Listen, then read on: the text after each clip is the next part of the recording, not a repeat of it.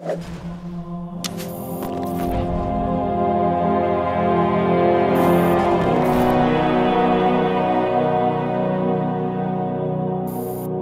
is the awesome DLC map called Tempest. Hey, I'm Sam Jones and I'm a lead environment artist. I'm Rob Adams and I'm a lead environment artist. Mike Bilterman, I own Bungie. Mike Bilterman, I'm a senior level artist. David Aldridge, a network engineer. I worked on performance analysis for Tempest.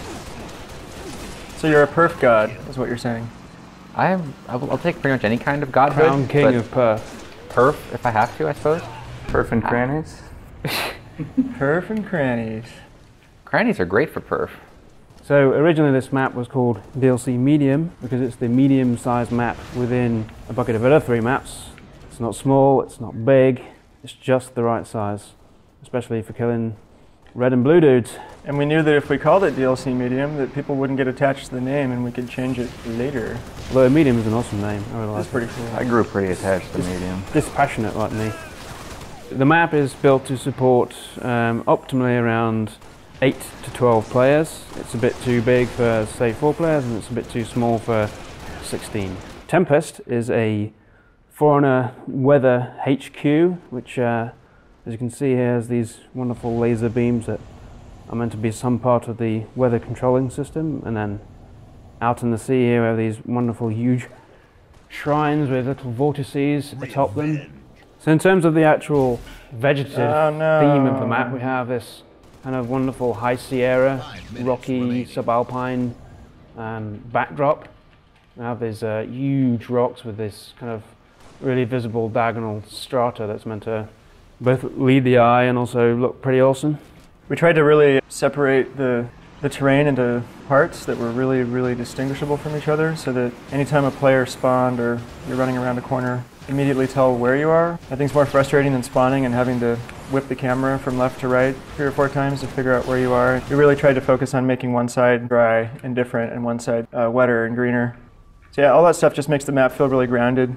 We borrowed heavily from real geographic regions, Mirth, and the fiction behind the Forerunners is that they ran around and they collected samples from all over the universe and put these ecosystems together.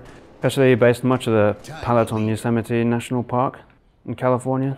Yeah, actually the whole Sierra Nevada just gave us a lot of photo reference. The Tahoe area, Lake Tenaya in Yosemite, as Sam said, the Merced River, this river that you see down along the cliffs. I had 15 or 20 high-res photo references of the Merced River, and I tried to hit the exact color and the little foamy bits that you see in the water and the way that the waterfalls go in and the types of grasses that you see growing along the side. If anyone notices rocks floating in the water, I'm officially apologizing right now. But rocks do float. They're full of air. They're actually made of pumice. Yeah. Well, grenades float, as we all know, so it didn't seem like that big of a leap. So we wanted to make this map play really well, and the best way to do that was to playtest the crap out of it. So we playtested almost every single day for about 5 months, and when you play the map yourself, you will find that it really does play exceptionally well, because we put all that effort into it. One of the keys to playtesting... Nice. Oh yeah, stick the landing. We're gonna die. Why, Mike?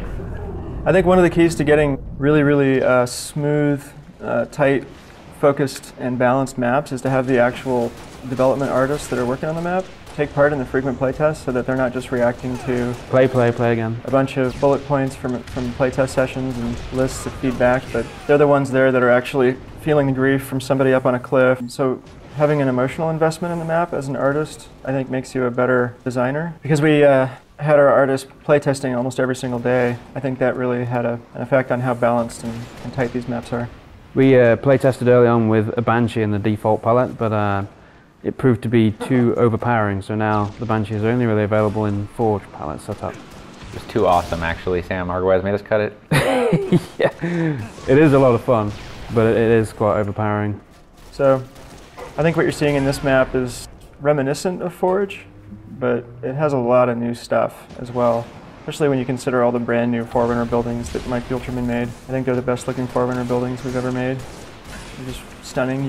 Yes, it has the most expansive palette we've shipped other than Forge World. It has a lot of real estate to actually build upon, whereas the other 2 maps are a bit more constricted. Also the laser beam, you get a Banshee and you fly around and you stray too close to the laser beam, it'll actually EMP you and the Banshee will go in a downward spiral. It's quite a lot of fun. Our producer Sam Arguez didn't want that to happen. So we had to put it in there for. We had to put it in, and then you know, he was glad we did, and we were glad he let us do it. He's not always a killjoy. Very untypical of him to try to talk us out of doing something fun. He is the killer of fun. Ooh, Captain Fun Killer. Sorry, we can't do that. That'd be too much fun. We don't have the time for that much fun in here. Fun is not in the schedule. He's gonna kill us for that one. Is he here? I'm gonna go upstairs. He'll be shaking his head. Yeah, we can't edit that out. That's got to go in. Let's go get it released. Thanks for watching us play Tempest. We love making it as much as you'll love playing it. It's coming out November 30. Download it. It's well worth it. Yeah, an armor lock's for douches. It really is. So we had to put it in there.